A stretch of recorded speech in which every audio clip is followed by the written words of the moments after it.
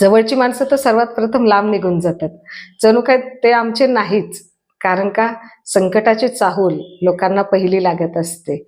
संकट काळ हा आपला परीक्षेचा काळ असतो आणि या संकट काळातच माणसं कळतात.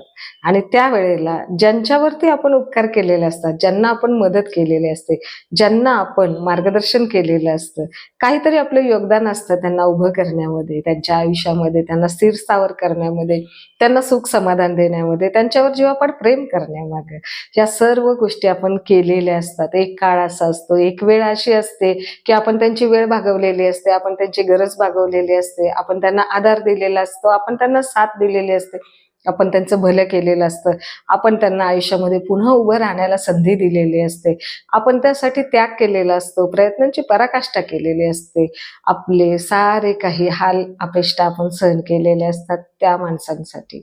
परंतु ती माणसं वेळेला जेव्हा आपली होत नाहीत, त्यावेळेला आपण जागरूकपणे विचार केला पाहिजे.